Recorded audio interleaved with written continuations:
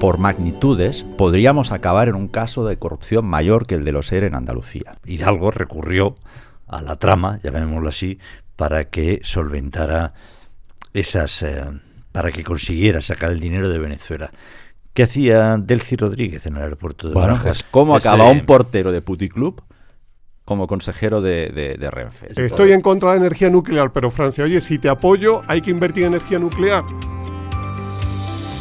Buenos días, buenas tardes buenas noches. Gracias una vez más por acompañarnos y por compartir con nosotros este episodio de La Plaza. Miren, la corrupción es un mal endémico, un mal necesario, creo, incluso de todas las sociedades y por ende de sus sistemas políticos más actuales, más perfeccionados como es la democracia. No nos engañemos, existe prácticamente en casi todos los sistemas democráticos. Sucede, y esa es la parte positiva, que ocurre al contrario que en las dictaduras. En las democracias la corrupción se acaba sabiendo, la mayor parte probablemente, en las dictaduras no. Y en la democracia los casos de corrupción se detectan, se investigan, se denuncian y en general se condenan. Probablemente la corrupción tienda a extenderse en los países y en los sistemas conforme sus instituciones son más débiles o conforme el equilibrio de poderes se desvanece. En esas situaciones probablemente la corrupción encuentre un campo para extenderse mejor que cuando esas instituciones son más fuertes, tienen contrapoderes, tienen controles más efectivos. Yo no sé si en España hay más o menos corrupción que en otros países, pero sí sé que en España hay mucha y grave. Más o menos que otros países no lo sé, repito, probablemente esto sería digno de un estudio muy complicado y más complejo que evaluara incluso el grado de corrupción, la calidad de esa corrupción, etcétera, etcétera. Pero en España quizá por el sistema de partidos que tenemos, y aquí aventuro una hipótesis que ya he adelantado de alguna forma en otros episodios de La Plaza, por ese sistema de partidos que se han convertido en aspiradoras de poder en favor del líder único y máximo, que han sustituido el debate por la adhesión, que convierte a los diputados en meros levantadores de brazo o dedos que apretan votos, la mediocridad está avanzando entre la clase política. Y ese tema, la mediocridad, también es un buen caldo de cultivo, muy buen caldo de cultivo para la corrupción. Cuando determinados perfiles llegan a puestos o acceden a la confianza de altos cargos de la administración, cualquier cosa, especialmente la corrupción, puede pasar. La corrupción en España es grave y es mucha. Se da también en la sociedad a otra escala, con el cachondeo de con IVA o sin IVA y otro tipo de picarescas que no hace falta que les recuerde o que siquiera que les mencione a todos ustedes.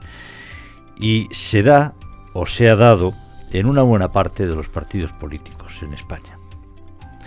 También en los más pequeños, no solamente aquellos que disfrutan de más posibilidades de poder y por lo tanto tienen más posibilidades de cambiar leyes, de reordenar territorios, de conceder subvenciones, etcétera, etcétera. También se ha dado en partidos pequeños. Recuerden, si tienen memoria, la composición de los beneficiarios de las tarjetas Black en el Consejo de Caja Madrid, por ejemplo. Y se da también en los sindicatos. El Partido Popular, como recuerda el PSOE, ampliamente, ha tenido muchos casos de corrupción. No hace falta tampoco hacer la lista extensiva. Gürtel, Valencia, Fabra, etc. Pero el PSOE, contra la corrupción, no es precisamente un adalid, no es precisamente un muro a salvo de la corrupción. Muy al contrario.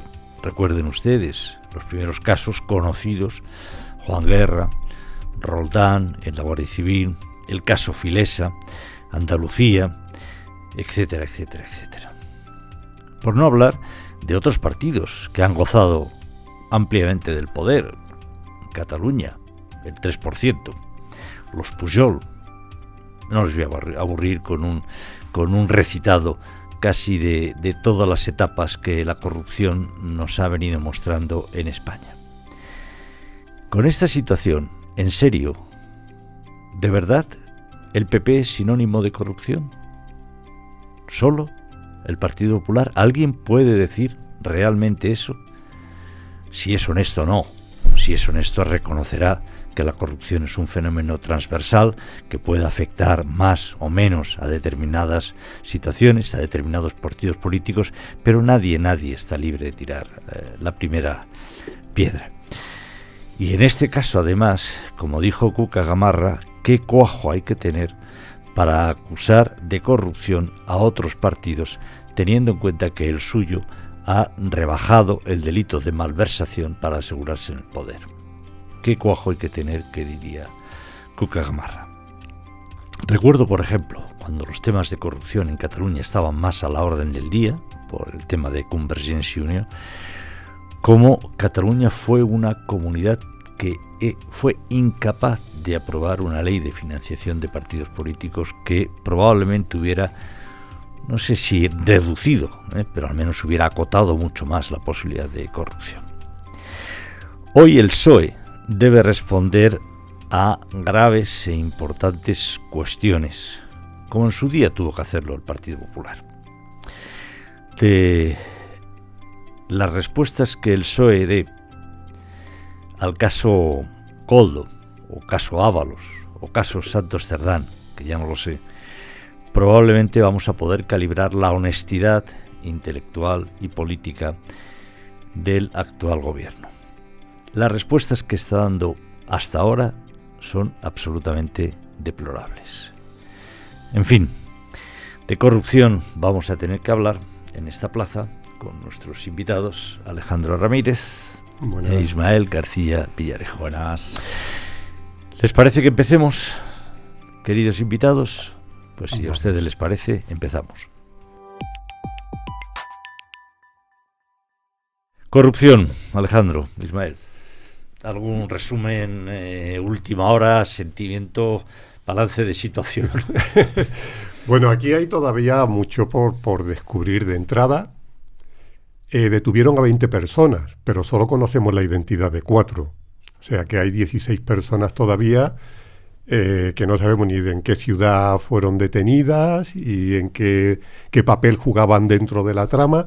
Y esto cada vez a mí me recuerda más a la Gürtel. Es una estructura que si sigue en esta línea muy parecida.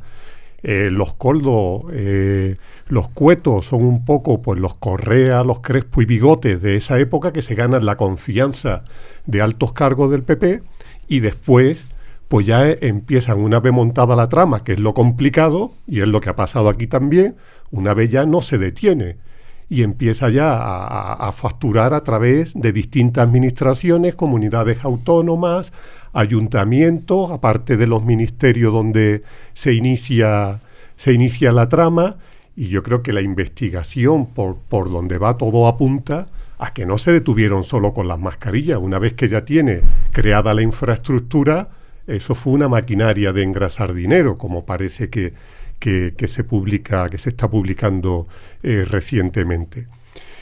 Y lo que comentabas del PSOE, yo veo que Sánchez al final tiene que jugar ese papel de justiciero de la corrupción porque llegó al poder gracias a la situación en la que se encontraba el Partido Popular. Pero eso ya no se lo cree nadie. De hecho, si vemos las intervenciones de Ábalos, entre líneas lo que dice, pues un poco lo que creo que siempre hemos compartido, la sobreactuación, el defender algo que no se cree absolutamente nadie.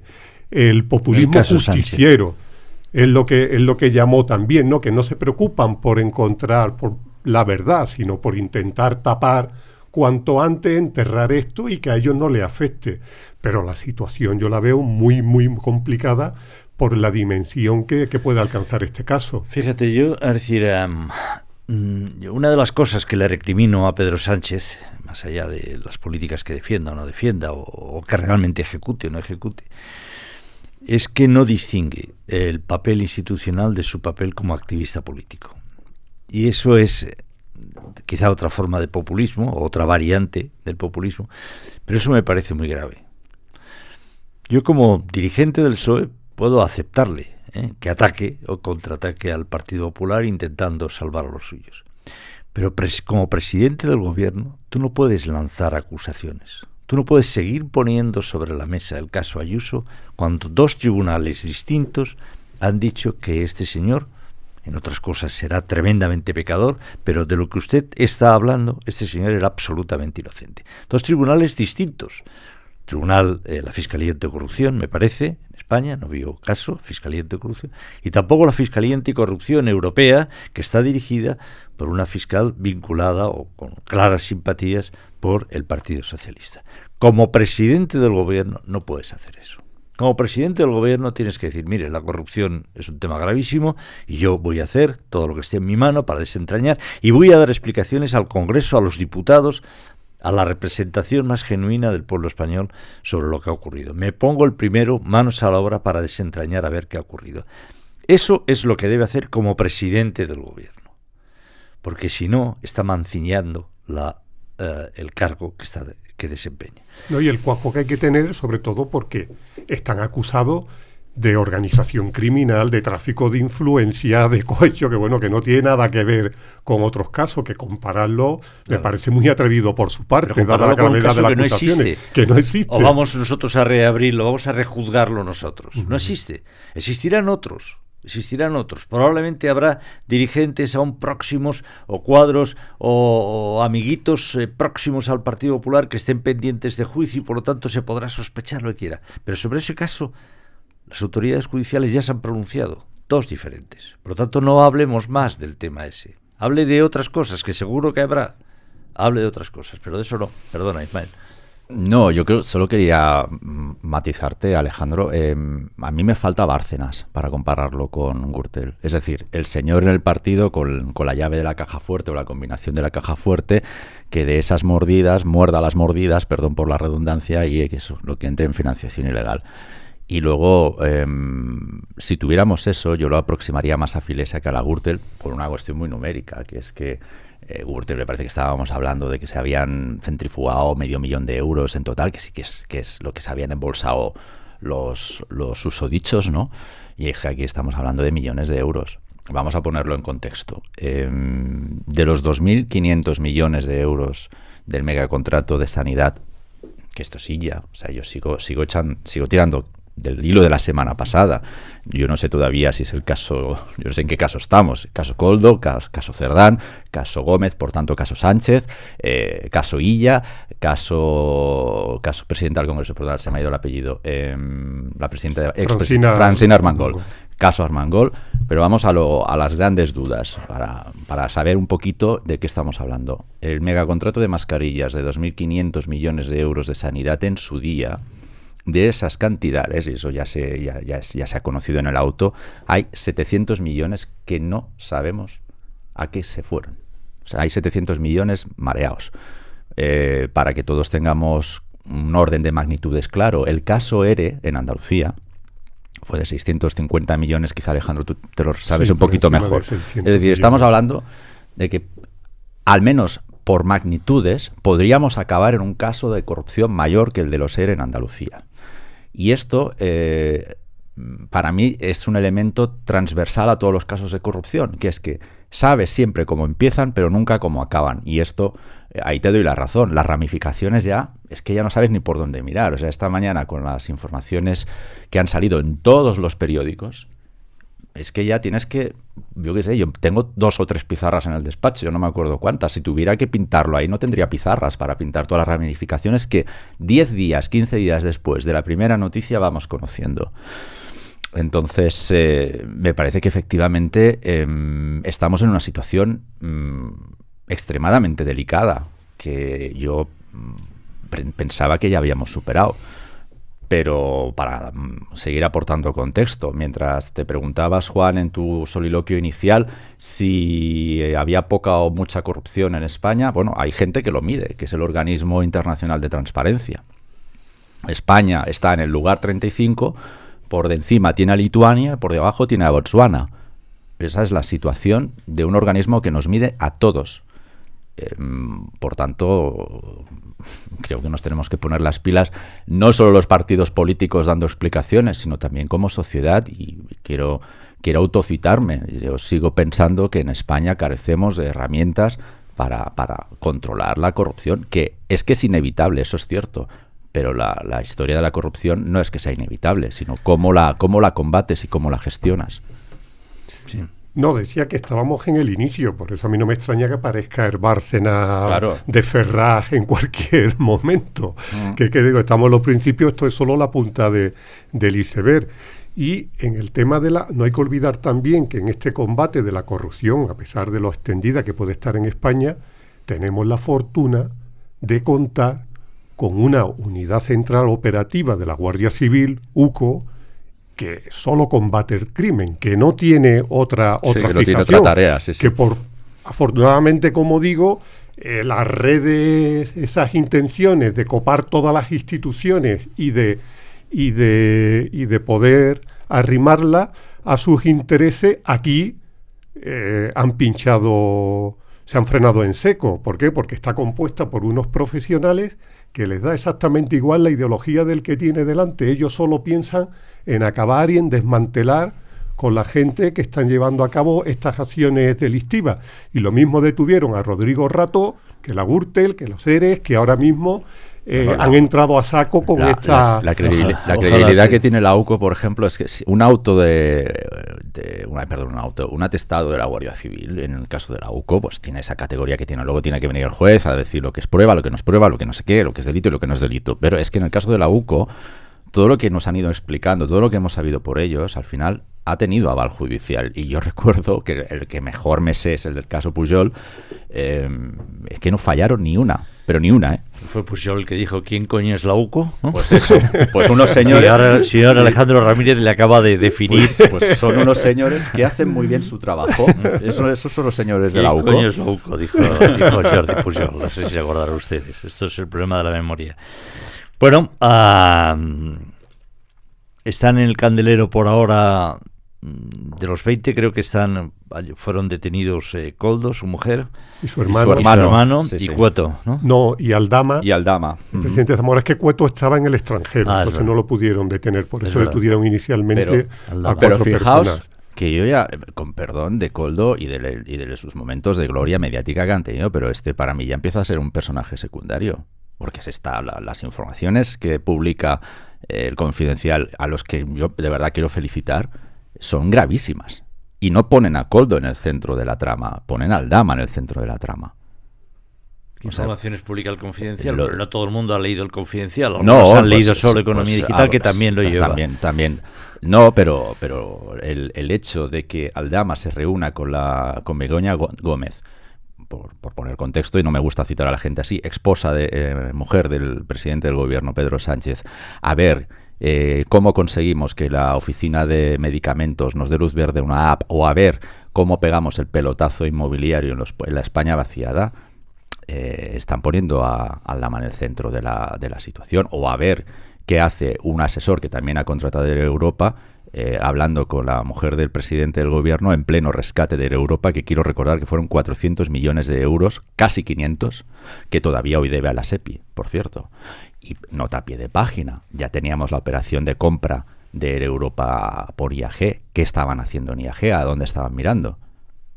No, y sobre todo que llama la atención que le concedieron la ayuda que iba a ser necesaria dentro de ese escenario tan crítico como era el de la pandemia, pero lo que sorprende es la rapidez y esa cantidad, porque recuerdo que otras compañías también, una situación de apuros, pasaron meses y meses que decía, oiga, por favor, resuelvan esto porque no podemos resistir más. Pero en cambio, a Air Europa se le dio, yo creo que en el plazo de un mes, ¿no? Y por una cantidad al final... Fijaos que en ese momento estábamos todos empeñados en Plus Ultra. ¿Os acordáis de eso? Que eran 34 millones. Y aquí, mientras nos mareábamos todos y nos fijábamos en Plus Ultra, que tampoco era muy comprensible. Que tampoco era eso, o sea, nos fijamos con razón, porque es una aerolínea prácticamente fantasma, con perdón. perdonad que sea así, pero es que la operativa de Plus Ultra es un avión. Entonces, 34 millones para un avión nos parecía, y en su momento se analizó. Pero mientras hablábamos de un avión, se estaban metiendo 400 millones en Air Europa. Y mientras pasaba todo eso, el asesor de Air Europa se sentaba con la mujer de Pedro Sánchez para hablar de negocios, que yo no estoy diciendo que ni las informaciones periodísticas que conocemos hasta la fecha ni siquiera señalan que hubiera algo delictivo, pero políticamente eso es extremadamente feo. Había también otra información con Air Europa, si no recuerdo mal, que es que parece ser que Hidalgo utilizó a la trama para que le solventara un crédito con Venezuela. Unas facturas no cobradas, no incobrables que tenía Hidalgo, que no podía sacar el dinero, y según esta información, Venezuela debía cerca de 176 millones de euros, unos 200 millones de dólares. Exactamente eso. A Air Europa. Y Hidalgo recurrió a la trama, llamémoslo así, para que solventara para que consiguiera sacar el dinero de Venezuela. ¿Qué hacía Delcy Rodríguez en el aeropuerto de Barajas? Pues que esa es otra pregunta. Reuniéndose con el señor Ábalos. No lo hemos sabido aún. No. ¿Y qué llevaba Koldo las maletas? Porque era Koldo el que llevaba las maletas en la terminal VIP del aeropuerto de Barajas de Delcy. ¿Qué llevaba Koldo las maletas? Esta pregunta, ¿ves? La semana pasada se nos quedó en el tintero. ¿Qué hacía? Sí. ¿De qué se habló en esa reunión? ¿Con qué y para qué? ¿Qué vínculos hay con el régimen de Venezuela? Bueno. No, al final también todo va cuadrando así de momento, ¿no? Y es lógico pues que la gente se pregunta, y es lo que no está haciendo el gobierno, que es que no da ninguna respuesta.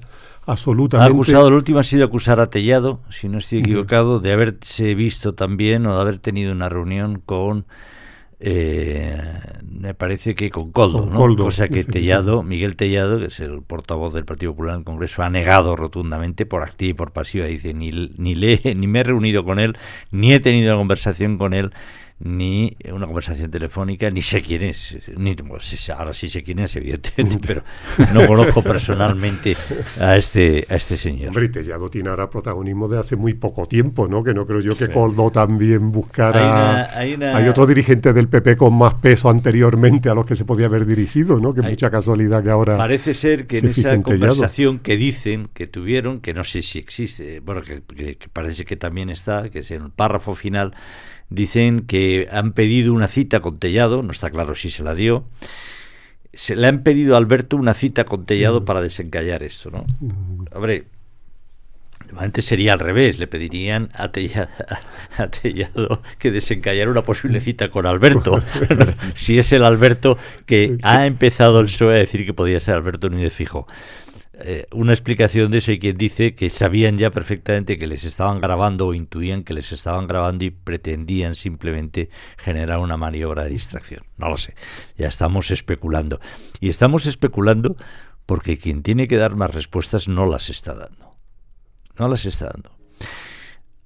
La señora Francina Armengol ha pasado de salir corriendo literalmente por el Congreso de los Diputados cuando los periodistas querían saber qué hizo su gobierno, qué negocios tuvo su gobierno con el tema más con el señor Koldo García, a convocar una rueda de prensa sintiéndose indignada por el trato que se le estaba dando, porque ella se había dejado la vida luchando contra la pandemia y diciendo que a transparencia nadie le ganaba. Hombre, pues a transparencia probablemente, pero a rapidez le ganan muchos, ¿no? Porque tuvo mucho tiempo para denunciar la no validez de ese paquete de mascarillas y reclamar esa factura que al parecer, y ya nos movemos en un terreno muy, muy complicado de suposiciones, que al parecer se limitó cuando ya tenía que salir del gobierno, evidentemente, porque Proens consiguió pactar para hacerse con el jefe de la jefatura de gobierno de las Islas Baleares. Ya dijo, parece que 1 o 2 días antes, puso en marcha una reclamación del dinero de esas mascarillas, que eran unas mascarillas absolutamente inválidas y que no valían para nada, ¿no? Sí, pues yo creo que fue el último que hizo, me parece, el último día. Incluso fue, porque cuando vienes, que viene un nuevo gobierno, a ver si van a levantar la alfombra y me van a pillar con esto. Es que mientras no nos lo expliquen, suena la música que suena es esta. Por eso es que deben de explicarlo, porque es que la señora Francina Armengol sabe perfectamente qué ocurrió. Claro. Que lo explique. Pues que lo explique, pero mientras Si no es lo que explique... no es un problema ni de sumario secreto, Claro, ni nada. no, Si es que dijo, nos lo señor, expliquen. nosotros contratamos con este señor por este importe. Nos encontramos con que el material que nos envió era válido o no era válido. ¿Lo pagamos más caro? Circunstancias de mercado y de la urgencia de la situación. ¿Lo pagamos a su precio justo? Pues ya está. No valieron, se comprobaron posteriormente, se envió un requerimiento o no. Y eso es lo que hizo mi gobierno y punto. Si ya está, si es fácil. Sí, no tiene Es fácil. más. Acabar con las sospechas, acabar con las posibles insidias, es muy fácil acabar con todo esto. Simplemente ponerse y explicar de pe a pa lo que ocurrió, qué relación tuvo el gobierno balear con los amigos. Pero es que la única preocupación que han tenido desde el viernes pasado es meter un cortafuegos, y decidieron que el cortafuegos iba a ser Ábalos. Y lo único que querían era que Ábalos estuviera fuera del Congreso, a ser posible el miércoles, que es cuando tocaba miércoles o martes, que es cuando tocaba comisión de control o sesión de control al gobierno. Es lo único que han querido hacer. Y yo creo además que les ha salido mal, porque con Ábalos han topado. Claro, es que a Ábalos también se le está complicando la vida. Claro, sí, se va a complicar. Lo que pasa es que como no tenía ningún relato, Sánchez entre él se ha aprovechado, perro viejo con experiencia, que ha ejecutado todas las órdenes que Sánchez le ha dictado a lo largo de estos tiempos. Que ya él lo vas a pillar. Si era tu ejecutor, por delante de todo eso. Si era tu ejecutor, o sea, te vas a pillar al tío con el que te estás apalancando, digamos, o que estás utilizando para limpiar el partido cuando te interesa.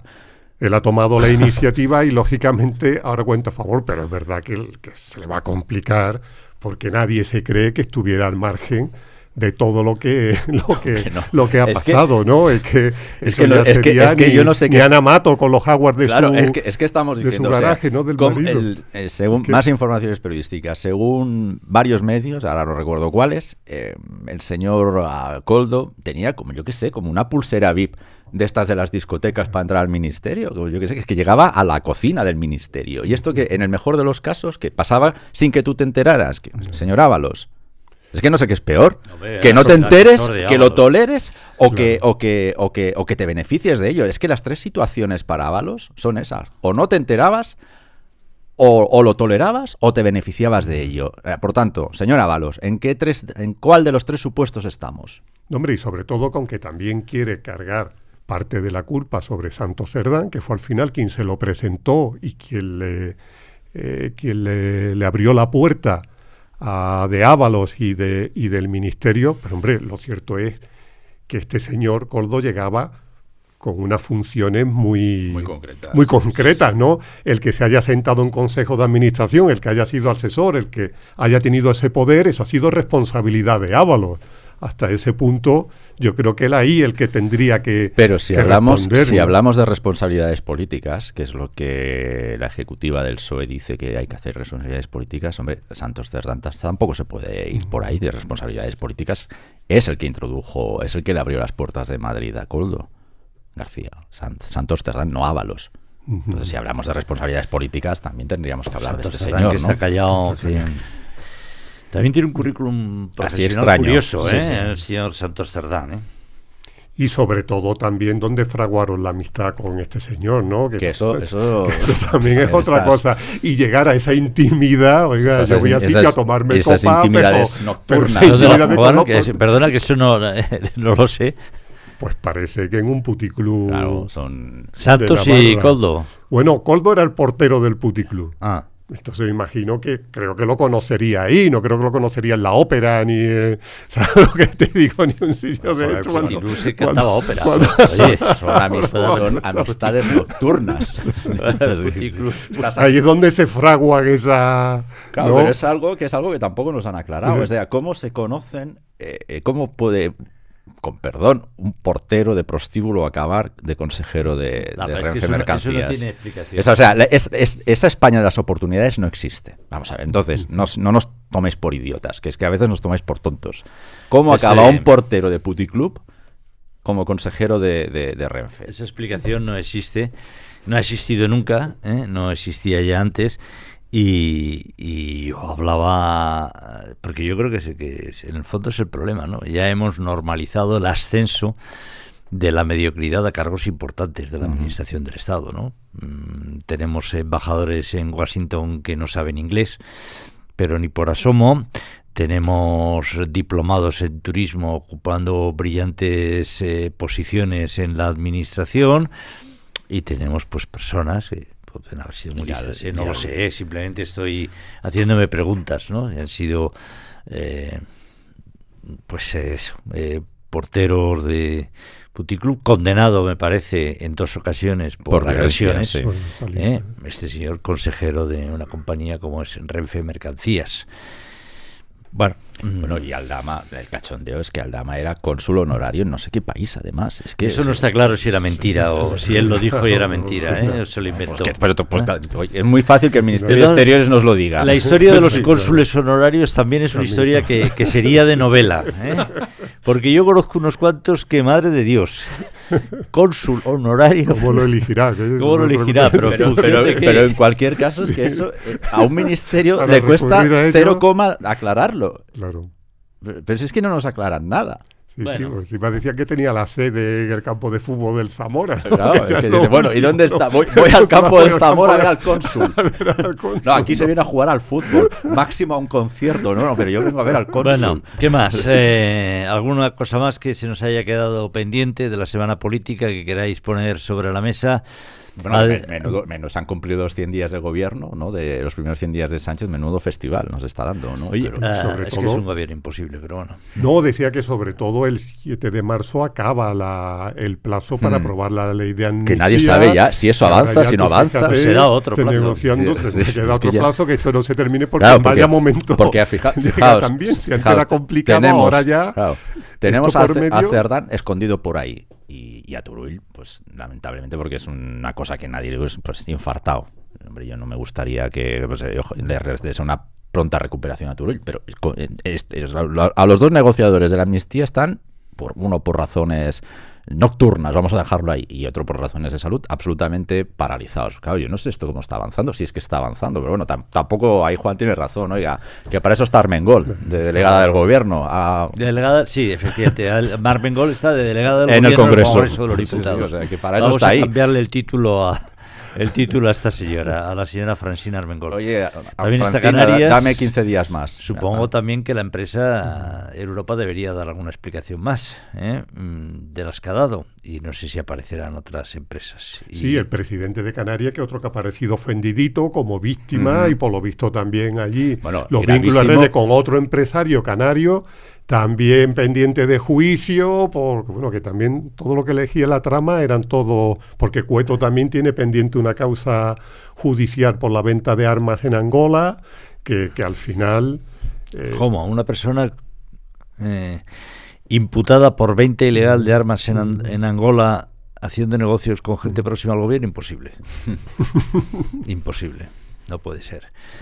Tenemos unos servicios de control en las administraciones que este señor no nos hubiera podido salvar realmente. En fin, más cosas, resultados empresariales, ha habido menuda semanita, ¿no? Muchos, ¿no? Todos buenos en principio. Sí. Acaso el de Grifols. El de Grifols, pero no sé por es muy feo el de Grifols. Creo que lo decís vosotros en finanzas.com, no lo sé, que lo había castigado el tema de Gotham City. No entiendo por qué puede castigar Gotham City los resultados empresariales. A mí lo que puede castigar la cotización, claro. ¿no? Pero a mí lo que me ha gustado, lo que no me ha gustado nada del resultado de Grifols es han mejorado en facturación y que nos vengan con 70 millones en beneficios, a mí sin más. También es verdad que cuando tienes unos días con no sé cuántos resultados hay hoy, 4 o 5 o 6 o 7, yo qué sé, y más, y llevamos una semana de, claro, esto demuestra que la sabiduría popular acierta, ¿no? O sea, es de buen español dejar las cosas para el último minuto y es bueno del IBEX 35. Si tú eres una buena IBEX 35, dejas las cosas para el final.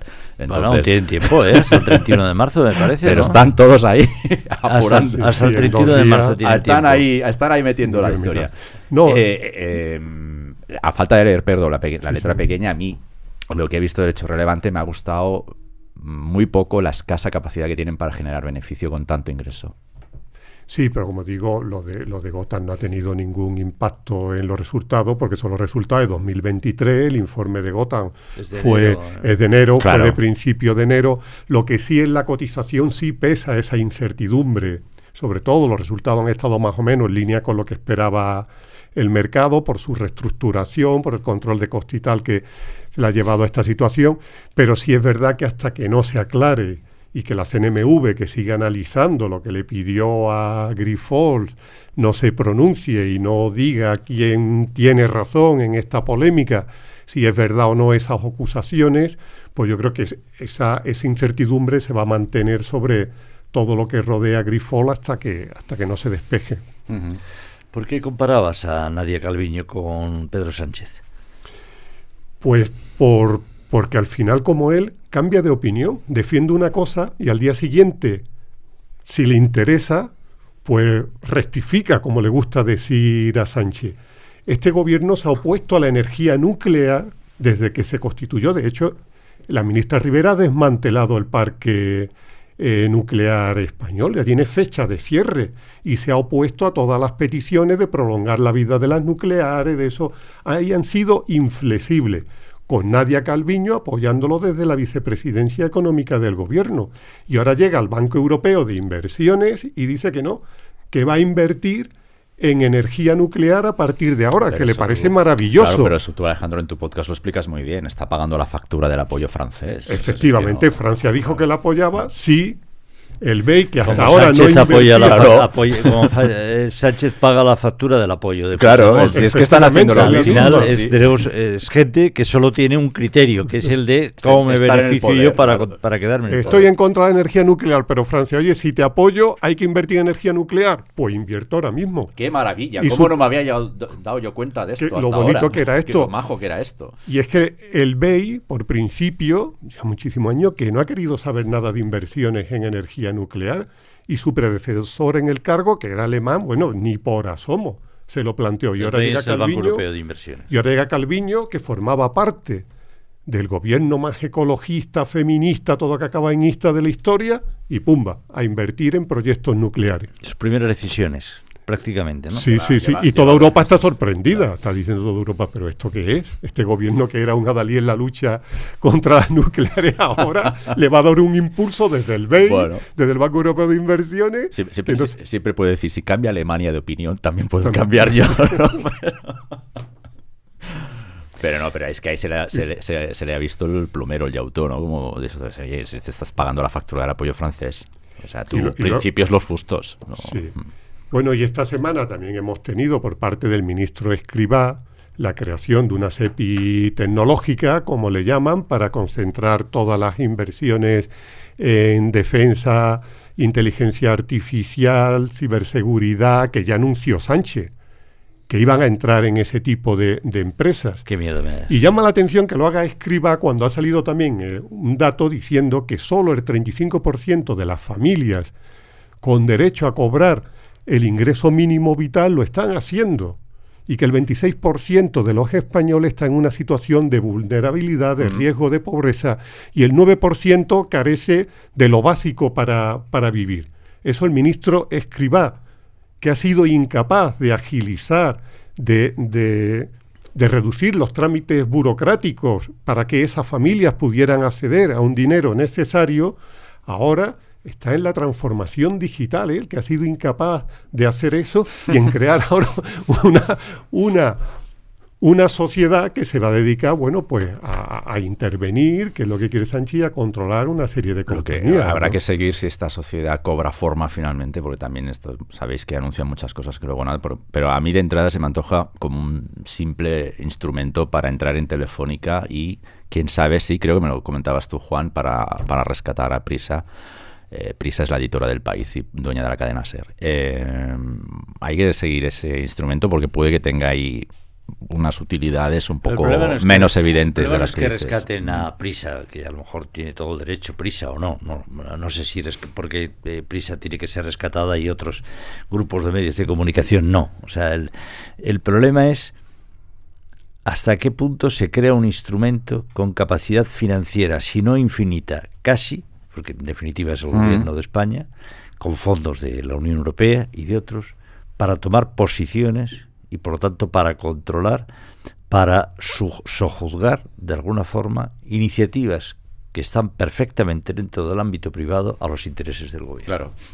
¿O alguien se cree que las inversiones del gobierno van a ser neutras? Va a ser un mero agente financiero, como un fondo de inversión de estos neutros que te dice, oye, yo le pongo a usted este dinero, no voy a estar ni siquiera en el Consejo de Administración porque no tengo nada que decir de la gestión, usted gestione, pero usted tiene una situación que necesita financiación por una serie de proyectos, por problemas de tesorería, yo le pongo ese dinero, oye, a mí en 5 años me voy y con una rentabilidad que si es el gobierno, que no sea inferior al IPC ni superior al IPC. Eso sería una forma de intervenir. Pero no estoy en el Consejo de Administración, no quiero estar en el Consejo de Administración porque no quiero incidir en la gestión. O va a empezar el gobierno, porque si se meten en los consejos de administración, va a empezar a incidir en la gestión. Va a ampliar este gobierno que ha llevado a cabo la mayor ampliación de empleos en la función pública que ha llevado nadie. Va a entrar también, después del éxito en Indra, en otras empresas, va a empezar también a entrar a nacionalizar partes de la industria, de las empresas en España. Ese es el miedo que me da. Ojalá no sea así, pero no lo sé, falta todo por decidir. Pero oiga, si usted quiere actuar como un fondo de capital riesgo, me parece muy bien que el Estado lo haga, si no hay actores privados que lo estén haciendo. Pero bueno, pero si Escrivá hubiera hecho su trabajo hace 4 años, ahora podríamos tener un fondo soberano que se dedicara a estas cosas. Sí, pero es que lo de los plazos de Escrivá ya sabes cómo son. Ya, Fondo público de pensiones, la reforma, claro, venga, Bruselas dándole plazos también como pero con la ley de amnistía, porque no llegaba nada. Si no hay problema con eso, o sea, tenemos al fondo canadiense, al fondo noruego. El fondo noruego, yo creo que me parece, Alejandro, que es el mayor inversor individual, puede ser. O sea, es que está a la altura de BlackRock y todo esto, ¿no? Más o menos. Pero claro, pues si hubiera hecho Escrivá lo que dijo que iba a hacer desde el minuto 1, pues probablemente ahora tendríamos un fondo soberano que podría entrar en Telefónica. Sí, pero a ganar dinero para los fondos. Pero ya no ganar dinero para los jubilados. Simplemente a mí me parece muy bien. Oiga, el Estado, es decir, yo que tengo una capacidad financiera, es decir, hay empresas en este país estratégicas. Pero todavía que te digo, Jorge, España no tiene ninguna capacidad financiera. Es igual, tiene España lo que tiene es un montón de deuda. Tiene capacidad de movilizar fondos y por lo tanto tiene capacidad financiera. Tiene capacidad de movilizar fondos. Que es deuda. Un chorro. Bueno, sí, también Europa, también Europa es deuda. Al final ese dinero, el dinero no es gratis. El dinero es deuda. Pero a mí me parecería muy bien, ya digo, que el Estado creara un fondo inversor para empresas estratégicas que por las circunstancias X y tal, en un momento determinado pueden necesitar ese apoyo. Pero me parecería todavía mejor si esa entrada de capital no implicara un cambio en la gestión o no implicara incidir en la gestión. El Norges Fund, que me parece que es el fondo noruego, o como se llame, no nombra consejeros. No, por eso. En España la entrada en Indra ya ha supuesto de entrada el nombramiento de una serie de consejeros, etcétera, etcétera. Oiga, no, es que usted confía en la empresa privada, si no ponga dinero a la empresa privada. O se va a meter usted a gesto, se va a meter usted a empresario también. Es que luego, fíjate, luego te hacen un coldo y te nombran a consejero a un tío de estos en Telefónica o la SEPI, como tiene nombre ya eso, ¿SEPI qué? Bueno, SEPI tecnológica. Sí, pero dice eso. Bueno, hay otro ejemplo también de una gestión mejorable, como es el caso de Radio Televisión Española, donde hay también un sinfín de fondos europeos ahí implicados. Pero en fin, señores, gracias Alejandro. Casi te lanzo un dardo con este habrás hecho hoy. Gracias Ismael, gracias por supuesto a Gina Vanessa, a Neira y a Manuel Hernández. Gracias a todos ustedes. Estamos aquí siempre en la plaza. Hasta pronto.